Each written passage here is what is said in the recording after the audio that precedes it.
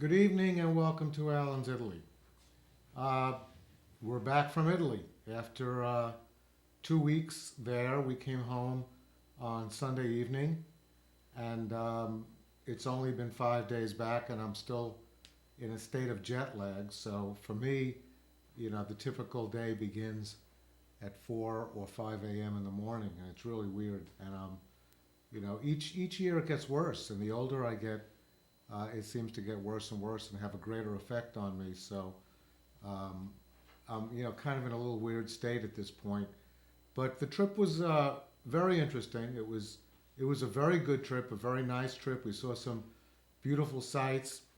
I had a one harrowing moment of driving along a road that I was apprehensive with about before we even got there, and I really should not have taken that drive because everything I read on the internet indicated that this was a treacherous trip.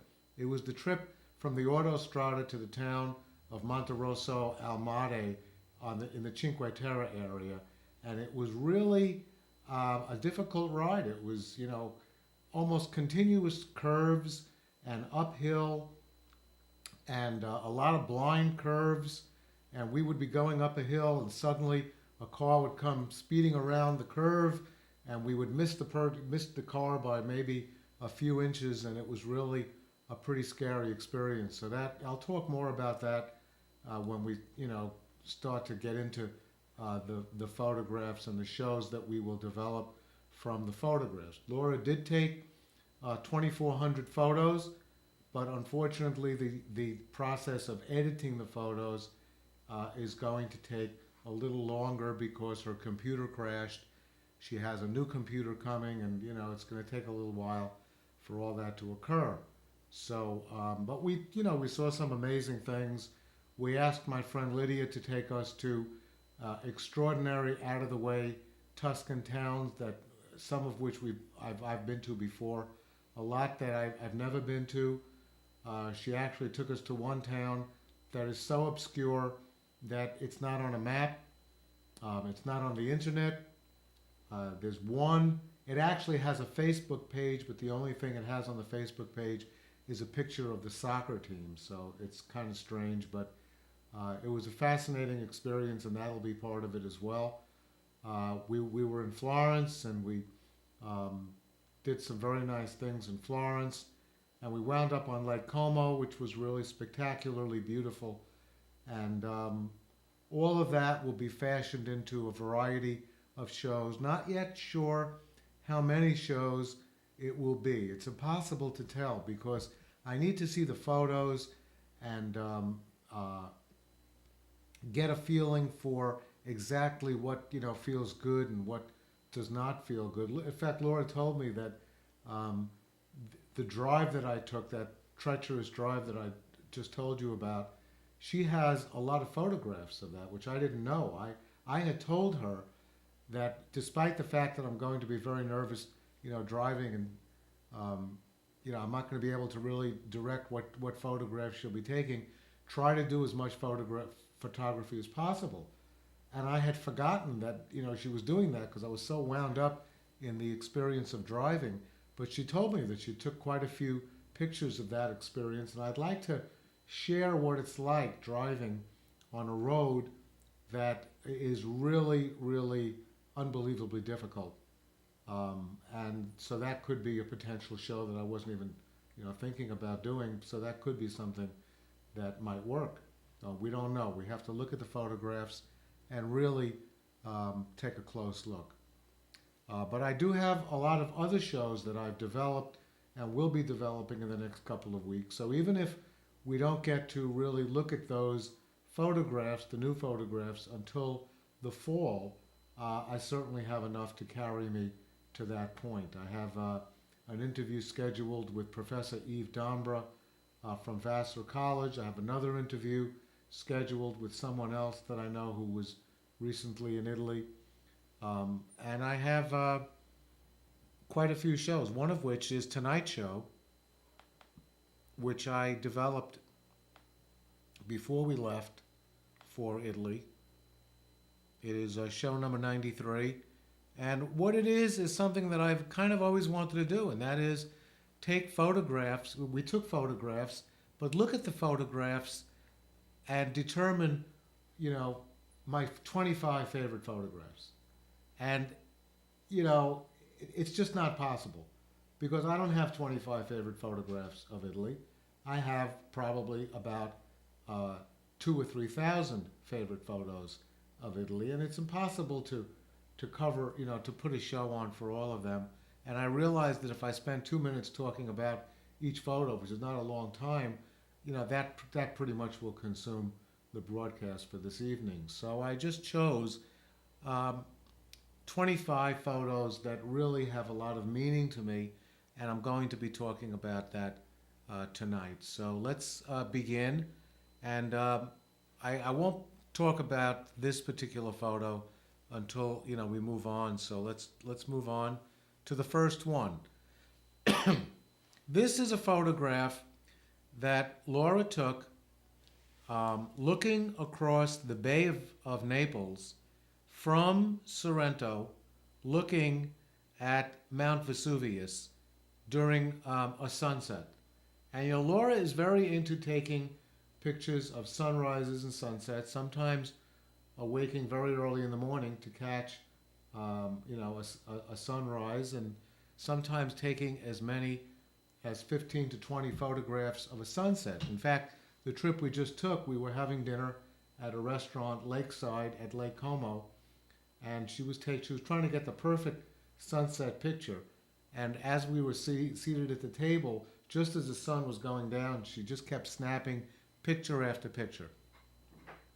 This was taken in the year 2006 during the first time I ever drove in Italy was during this trip, and really the first time that we used digital photography was taken at that time. So this is a photograph of a sunset, looking at it from the point of view of Sorrento. We call the photograph Sorrentine Sunset, and when Laura got back to the United States, she painted a picture exactly like this, but from her point of view as an artist, and we call that painting Florentine Sunset. And this has always been one of my favorite photos that Laura took, and it's really spectacular. You could see the beautiful sky in the background over Mount Vesuvius, and it's just a really wonderful photo.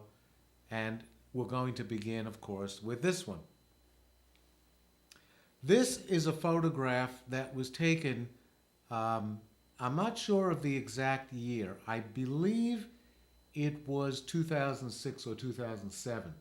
We had spent about a week in Umbria, and Umbria is, as I've mentioned when we did a whole show on Umbria, just below and to the east of Tuscany. And this is the town of Gubbio.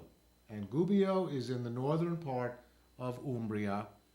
And this, to me, is a really evocative picture of what a Tuscan or Umbrian scene looks like, with the cypress trees, the road, the arch, surrounded by hills and beautiful greenery, and that beautiful fence over there on the right side. And I just always loved this photograph, not simply because it reminded me of a really wonderful trip that we took at the time, but also because it just reminds me so much of central Italy. A beautiful hill town in central Italy, and Gubbio is one of those towns. And this is one of the photographs that I chose. This is one of my favorite Tuscan towns, and I went to this town originally in 2002 with Lydia and her friend Sabrina. And I had requested for the first time from Lydia that she take me around to various places in central Italy. And she chose a variety of places, one of which was the town of Anghiari, which is located not far from the very large Tuscan city of Arezzo. And this is a view of what the rooftops of Anghiari looks from one of the points in the town. We were actually at a restaurant that was closed, but we were able to sit on the patio, and Laura took this photograph, which really shows you what it looks like looking at a Tuscan town from slightly above it and a little off to the side. And to me, this is one of the really beautiful photographs that we ever took in central Italy, and certainly one of the great Tuscan photographs. And you could see, the rooftops, and if you look closely, you could see a couple of the streets. And this was taken. Oh, this is helpful because I see that there are no leaves on the tree, and therefore this photograph was not taken in 2006 because we were there in April. This photograph was taken, I believe, in 2007 when we went during the month of January. So this is the January photograph of the town of Anghiari. And I have been in this town probably 3 or 4 times, once with Lydia in 2002, and then again with Laura in 2007. We were there and had just unbelievable pizza. I'm not sure when that was, but it was earlier than this because we had that at an outdoor table, which would have to be therefore during the nicer weather. And when I took Lydia and her family out to lunch one day, sometime during the mid-2000s, they chose the town of Anghiari, a castle that was just outside of the town. So this is a picture that, I look at and I think of all the wonderful times I had in that wonderful Tuscan town. This is a photograph that Laura took right outside of the town of Castiglione del Lago. And, that means Castiglione on the lake. And the lake that we're talking about here is Lake Trasimeno, which is one of the things I've always wanted to see. There are certain things that I kind of strive very hard to go to because these are things that I've studied over the years. And I really wanted to go to this lake. And we were leaving the town of Cortona and headed south towards Lake Trasimeno. And we noticed that it was getting foggier and foggier. And when we pulled into the town of Castiglione, we walked towards the lake, and this was a park. And when we got to the very shoreline of the lake, it was obvious that the fog was so thick that it was absolutely impossible for us to see anything beyond this point. And I was very, very despondent and disappointed. Laura, on the other hand, became extremely excited because she said, Alan, there are some unbelievable sights here. So give me a minute, I'm going to take some photographs, and one of which was this tree with the background of the fog, behind it. If you walk, I would say, 50 feet straight ahead from where this photo was taken, you would be in Lake Trasimeno. That's how close we were to the lake. And you could see a bench there right under the tree. And people sit at that bench and probably look out at this beautiful lake. But all we could see, of course, was this. And this is one of my favorite photographs. Laura loves this photograph. And it is just, it's eerie because of the fact that the entire lake was completely shrouded in fog. We were driving through the Dolomites. I believe it was 2009. And we were driving from the town of Bolzano to the town of Canazai, driving through the Dolomites, and you could see the Dolomites there in the background. And after we had spent a day driving all over that section of the Dolomites, on the way home we saw a group of cars gathered in a parking lot by the side of the road. And we said, what is going on here? But we decided to pull into the parking lot and follow the crowds who were moving in this direction. And the direction they were moving was this lake, which is a very famous lake in northern Italy known as Lago di Carezza. which is, the Carezza Lake. And when we came to this point, it was just stunningly beautiful for three reasons. One, the color of the water is, of course, this unbelievable color. I guess you'd call that azure, um, uh, kind of a bluish green, and the trees behind it caused this magnificent frame of the lake, and then, of course, the Dolomites in the background. And this, has become one of my favorite photos because it is an absolutely idyllic sight. And even though it was surrounded by people, tourists stopping to see it just as we were, it is really an amazing photograph of a magnificently colored lake amid the beauty of the mountains of northern Italy. This, of course, is the Piazza San Marco in Venice from a very interesting point of view. We are standing on the second floor of the Cora Museum. The Cora Museum is a museum that's all the way on the opposite side from the Cathedral of San Marco that you see there in the distance, and the Campanile, which is right in front of it. And it is, Napoleon had a name for this piazza. He called it Europe's drawing room. So, this is one of the most evocative sites in all of Italy.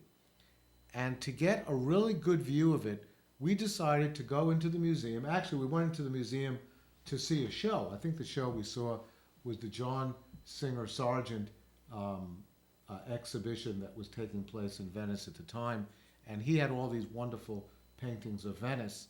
And from the second floor window, we looked out and said, wow, look at this site. And we took a picture. And this is the picture we took of the Piazza San Marco in all of its splendor. It has never looked better to me than it looks in this photograph.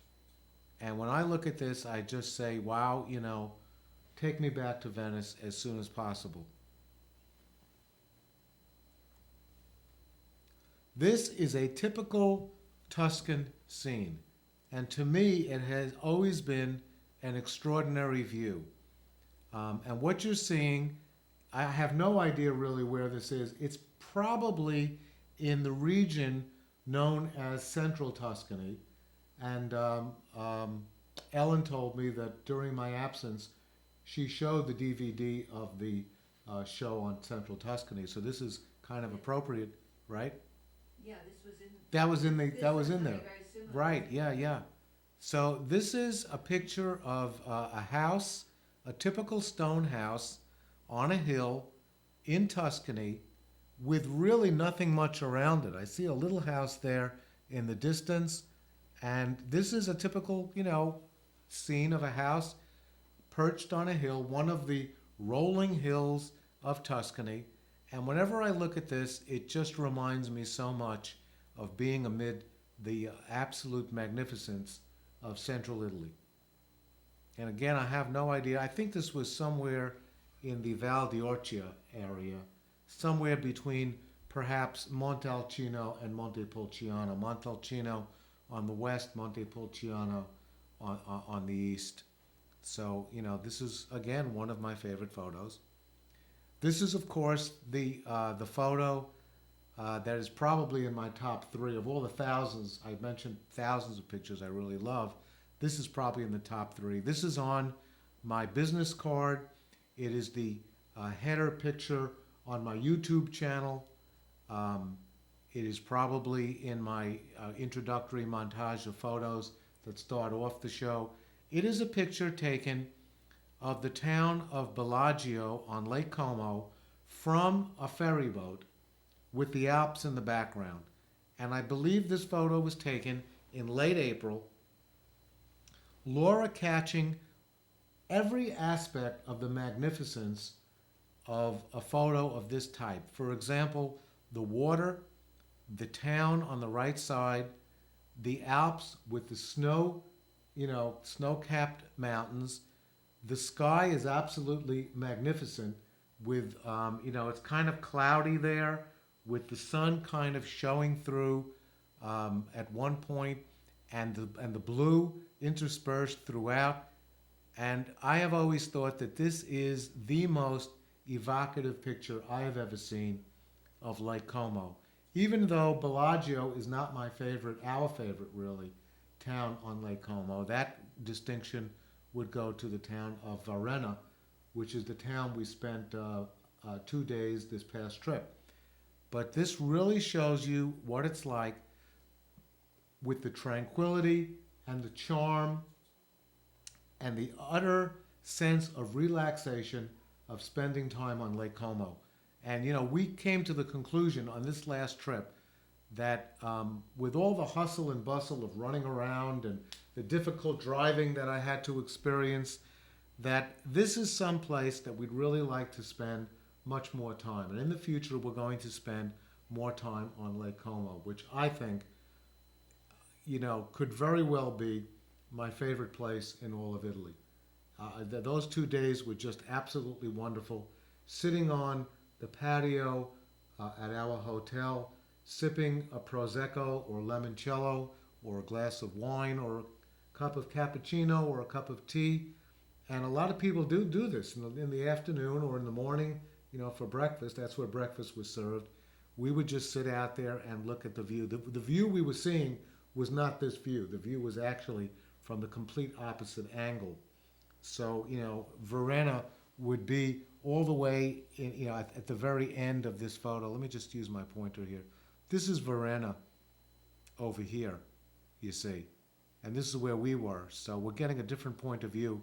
And, Laura was looking, we were taking ferries all over Lake Como on this trip. And one of the ferries we took actually took us to Bellagio because we went to a villa that was located south of the town of Bellagio. And she was, looking to see if she could get the same exact picture. But, she couldn't, of course, because it was in June and the mountains were, the mountains were still snow-capped, but not quite as snow-capped as you see in this photo, which was taken about a month and a half earlier in April. So this is, again, a magnificent picture, as you could see.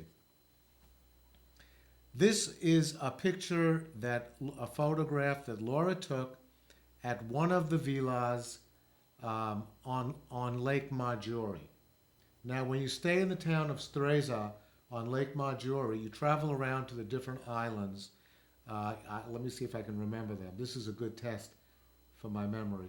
Isola Bella, Bella Island, Isola Madre, and Isola Pescatori Superiore. And those were the three islands. I believe this was taken at the first island, which was Isola Bella, but I'm not totally sure. But, we saw this magnificent scene of a beautiful villa with beautiful gardens. And there were peacocks all over the place. And none of them, of course, had, spread their feathers the way this one did. But, Laura relentlessly followed around some of these peacocks. And eventually, this peacock kind of turned around and spread its feathers. And Laura caught the exact moment that took place. And this is the photograph that is really one of the extraordinary photographs that Laura ever took. So extraordinary that I have greeting cards. I try not to buy greeting cards in stores anymore. I try to take photographs actually off the list, the amount of photographs we have of Italian scenes. And this is one of the ones that I use when I'm sending a birthday card to somebody. I'm sending and there's no more appropriate birthday card than a peacock spreading its feathers. So, I'll put this on the cover, and then within the context of the card, I'll write happy birthday and so on. But this, again, is, one of the really great photographs that Laura took. This is the Piazza del Duomo in Milano. And we come to this spot when we're in Milano, mainly because of two things. One, it's a very beautiful church. I love this church. In fact, I would go so far as to say, of all the churches in Italy, this is my favorite. It's a Gothic-style church, as you could see by the many, many steeples that are shooting up towards the sky, and that was the style at the time. And it is, absolutely beautiful, in my opinion.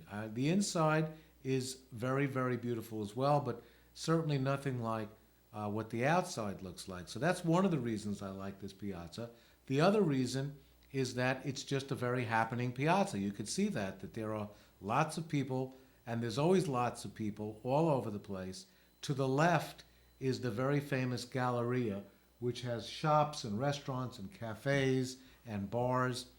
But what makes this photo special is not only the backdrop of the church, the Galleria, with all the people in it, but there is a wedding photograph occurring right over there in the foreground. And you see there's a photographer at the very foreground there in a blue shirt, and there's the bride and groom. And amid this magnificent backdrop, their photograph is being taken. And when I saw this, I said, wow, this is really great, because this is one of my favorite piazzas in Italy, one of my favorite, my favorite church in Italy, and they chose this spot to have their photograph taken. So I said, wow, that kind of validates this feeling that I've had. What makes the photograph even more interesting is that on the left and the right side of the entrance to the cathedral is advertising, which is really, quite tacky if you consider that this is a beautiful scene without the advertising, certainly. But this is happening a lot in Italy, where they're showing, people are advertising, and they're doing this to, get money for the town in these beautiful sites. I have another one coming up in a future picture. So there's a lot going on in this photograph. Of course, a stunning blue sky. I think a helicopter or a private plane is in the sky over there on the left side. There's some construction going on the right side. You can see that crane in front of that campanile over there on the right side of the photograph. There's just a lot going on here, and this is exactly what you see when you're at the Piazza del Duomo in Milano, one of my favorite places to be in Italy. This is a Tuscan scene in northeastern Tuscany. And this photograph was taken in the year 2010, I believe, when Luca and Mary were driving us around that area of Italy. And I requested this. I requested that Luca take us on a trip through the northeastern portion of Tuscany, through a pass called the Passo del Consuma, eventually winding up at the town of Poppi. And this is what that looks like, and it's really beautiful. It's different from central Tuscany. Central Tuscany has rolling hills. This has more mountains, and this is one of those scenes. We're actually high up in the mountains, and you can see that the mountains even go higher than that. And there's a vineyard right there in the front. There's a beautiful dwelling right there in the center, a beautiful house, and then a little borgo over there right behind it. A borgo is a small accumulation of houses, not really a village, but more of maybe 3 or 4 houses. And those are, rather than villages, they're called borgos. Sometimes they're surrounding a church, which is kind of known in Italy as a pieve. And this is a beautiful scene in northeastern Tuscany. This is, of course, Cinque Terre, where we just were. And this is the town of Manarola, where we were not. We did not go to every town in Cinque Terre again, as we did when we were there in the year, I believe, 2009, when we visited 4 of the 5 towns. This time we visited other places. Like, we spent a lot of time in the town we were in, which was Monterosso al Mare. We went to the town of Cornelia, which is one of the 5 towns that the one town that we left out during the 2009 trip. And we also went to a town not actually in the Cinque Terre region, but really south of it, a place called Porto Venere. So we didn't go to this town, but we passed right by it this time. But this photograph was taken from the northern part of the town along the walkway that would, if you followed that walkway, you would wind up in the next town along the route. which would have been the town of Cornelia, I believe. Um, and this is the town of Monterola, and it is, as you could see, absolutely amazing. Built right onto that, uh, into the side of a mountain. Um, it has a dock, and the dock is kind of hard to see from here. But let me just use the pointer again. See, this is the main street in the town. It comes up this way, comes around that way, and then it kind of goes this way, right to the dock. It doesn't have much of a beach, but it does have a dock, and that is the town of Monterola, one of the really beautiful towns along the Ligurian coast. And this is another of the towns along Cinque Terre. And this is the town in which we actually stayed. We stayed in the town of Monterosso. This is the beach at Monterosso. And we once took this picture. We took this picture in 2009 in the middle of February. And we took our coats off and took this magnificent picture as we were walking along the beach. And I said to Laura as we were doing this, someday we're going to come back and we're going to stay in one of the hotels right on the beach. So we decided to come back to Monterosso, but instead of staying on the beach, we decided to stay in the mountains because I found a hotel that was really a spectacular hotel, the Villa Steno, which we'll talk about on a future show because we took a lot of photographs and we actually have an interview with the owner of the hotel. But this is what the town of Monterosso looks like. We spent some time along here, and in fact, you could see just off center on the right side, there is a row of buildings. And one of those buildings is a bar that we were sitting in. And you sit in the bar and it's semi-indoor, semi-outdoor, and you get this beautiful view of the Mediterranean. And the owner of the bar was such a wonderful person that I did about a 5 or 10 minute interview with him right there in the bar. So this is Monterosso, which we'll come back to in a couple of months. This was the trip that we took through the Alpi Appuane, also in the year 2009. When we left Cinque Terre, we decided to drive through the mountains, and we were driving, and I've told this story before. I thought the white from a distance was the marble of Carrara, and the closer we got, the more we realized that it was not the marble of Carrara, but indeed snow and ice at the very highest point in the mountains. And this is the this is the road I was on as I was driving up the mountain. And as we were driving on this road, I looked to the left and the right and I said, wow, there's little patches of ice. And you could see it right there on the road, encroaching on the left and the right side of the road. And the higher we got, the scarier it got. And, and Laura, of course, as I'm driving, really stiff because I'm getting very nervous at this point, she's just snapping picture after picture. This picture was taken right through the front windshield, which is pretty amazing, right? Because you can't even tell that it's really being snapped from the front seat of the car. And this is a beautiful view of what the Alpi Appuane looks like. These are the southern portion of the Alps, but the very northwestern point of Tuscany. So the Alpi Appuane are actually a mountain range in Tuscany, and this is what it looks like. And probably about 5 minutes later into this particular trip, I took my famous scary U-turn right on a hill with ice all around, and we drove back in the opposite direction because I just couldn't do it. Incidentally, the town we were going towards during this ride was the town of Castelnuovo de Garfagnana, which we actually went back to with Lydia, this time approaching it from the south. This we're approaching it from the west. With Lydia, excuse me, we were actually approaching it from the south, but pretty beautiful. This is one of my favorite photographs of Venice. It is taken from a Vaporetto that was taking us past the Vaporetto stop at San Marco, which I always recommend people do. People get off at San Marco, and the San Marco stop is to the left of the Campanile. And when they do that, they miss this beautiful view. So I always tell people, when you get off the Vaporetto, you should go past the San Marco stop and stop at the next stop, which is, um, well, there we go. Now I forgot the name of the stop. San Zaccaria, excuse me. The name of the stop is San Zaccaria, which is named after the famous church.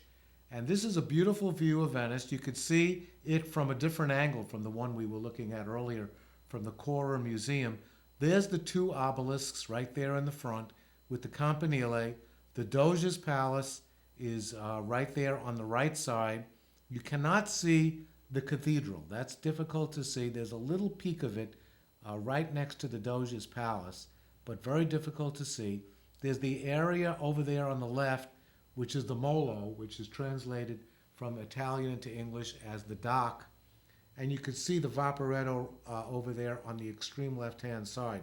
What makes this photograph very unique is that once again, there's some very tacky advertising right on the right side of the Doge's Palace. So here is a really idyllic, magnificent, and evocative view of Venice. You might say ruined by that advertising over there on the right side. But, you know, the city of Venice is making money from this, and you can't, you know, blame them for that. But this is a really, you know, strange-looking view.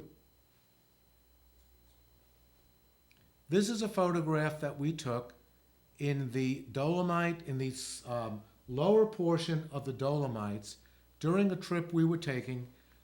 We had left the city of Venice, headed north, and then headed west towards Lake Como. And on the way, we stopped at this castle, which was the Castle Pergine, the Castello Pergine. And this was the view of the Dolomites from the ramparts of that castle. And we actually spent the night in this castle. I mentioned that on a previous show, that it was very eerie staying in a 13th century castle overnight. And this is the view we had from the top of the castle, which is a really magnificent view of the valley below the castle. This, of course, is the Colosseum in Rome, and although it is not a very unique picture of Rome, we have some, you know, much more unique and more obscure pictures of Rome. This is the picture that people, you know, like to look at when they think of Rome, because it is probably the most evocative scene of the city of Rome, and that is the Colosseum, which was destroyed partially, as you could see, during an earthquake. And this is where various events took place. Not some events not so pleasant, such as when Christians were fed to the lions. Obviously not a very pleasant, you know, spot, but it's one of the most famous Roman monuments, and it is just a picture. I mean, when you see this, you say immediately, you know, this is Rome, and that's why I've always liked this photograph very much. This is my favorite hill town in all of Italy, Civita di Bonareggio, taken from the vantage point of the town of Lubriano, which was across this valley that you're looking at right now. This is a really beautiful view of the town of Civita, and whenever I see this, I think, of course, of my friend Franco Sala, who actually, we couldn't come down to Civita this time around, so he came up from his home in Orvieto to be with us in Florence, and we took him out for dinner that evening. But this is what Civita looks like from across the valley, looking at it from Lubriano. And of course, Civita is a 2,800-year-old town, and it is an absolutely magnificent town. And there it is from a different angle. This is the angle that you see when you pull your car into the parking lot, which is on the left and the right side of that walkway, and then you begin going up this walkway, and you wind up eventually at the gate right over there in the center, which is the 2,800-year-old Etruscan gate. And this is a very daunting climb to get to the very top of this, but well worth it, because when you get to the top, of course, you have the unique experience of being in one of the truly extraordinary hill towns of Italy. my favorite. This is another one of my favorite Tuscan towns. This is the town of Pitigliano.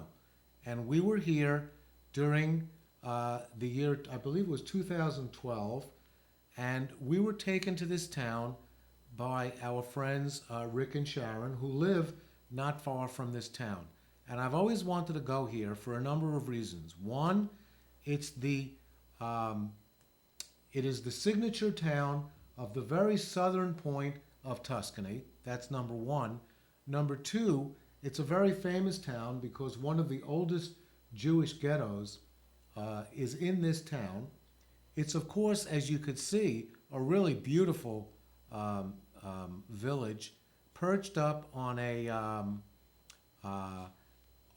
kind of a plateau in a similar way that Orvieto is. You know, when you think of Orvieto, you think of this, flat piece of tufa, volcanic ash, and the town is right across that. This is very similar to that, but a little bit different.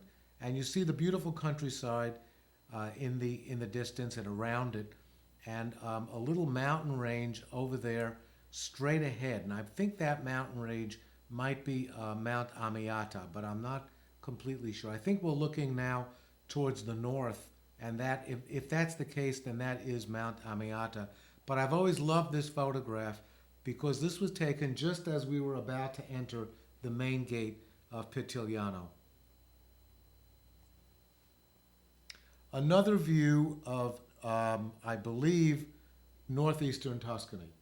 And, that's arguably my favorite region of Tuscany. And this is just another view of that with the landscape in the front and the mountains beautifully placed in the distance with a beautiful blue sky and white clouds occasionally dotting the sky. I just love this photograph because it reminds me so much of that trip we took with Luca and Mary to northeastern Tuscany. This, of course, is a photograph that needs no introduction or no explanation because not only is this part of my introductory montage, and I've spoken about it many, many times, but it is a photograph that I spoke about during the very last show that I did, which was Italy from the top to the bottom. So I was showing pictures of all over Italy from high points, and this picture was taken, of course, from the Piazzale Michelangelo. It is a photograph of Florence taken from the south, looking towards the north, towards the town of Fiesole in the distance, and it is indeed one of my favorite photographs of one of my favorite places in all the world.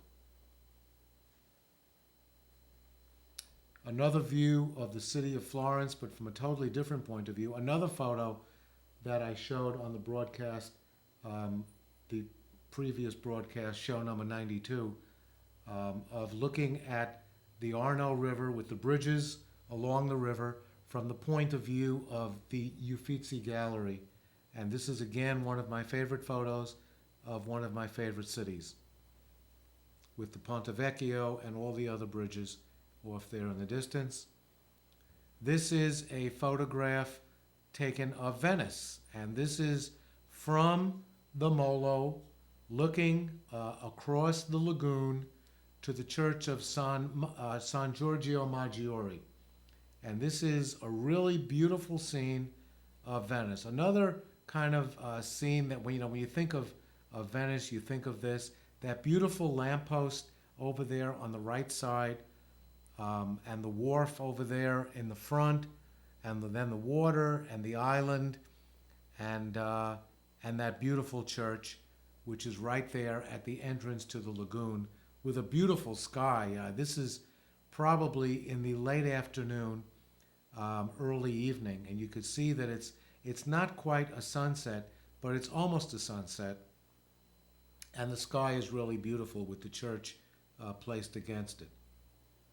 And this is another photograph of Venice. This photograph was taken probably from, not probably, but definitely from the north looking south, again in the evening with the sun going down, and you could see the red in the sky. This has always been one of my favorite photographs because of the different shades of the sky. Look at the red at the very bottom of the sky, and then it becomes more orange as you go up, and then even more, even to the point of yellow, and then blue, and then you could see the sun going down over there on the right side with the church of Santa Maria della Salute, one of my favorite churches in Venice, off there in the distance. And this is a great photograph, one of my favorites, of one of my favorite places in all of Italy, and that is Venice. And that brings us to the end of the show. That's my 25 favorite, quote unquote, because I could really very easily have picked a different group of 25. Next on Alan's Italy is going to be a show that I've been wanting to do for 2.5 years on my favorite artist of the 15th century. This is Domenico Ghirlandaio, and that is his own self-portrait of himself in one of his favorite, in one of his famous frescoes that he did in the Sassetti Chapel in the Church of Santa Trinita in Florence. He is my favorite Italian Renaissance artist, and he's my favorite because of a number of reasons, which I'll talk about during the next broadcast, which will be show number 94 in 2 weeks from tonight. And that brings us to the end of tonight's show. I hope you enjoyed my quote-unquote 25 favorite photographs, and it was really wonderful bringing the show to you, and I bid you buonanotte e buona fortuna.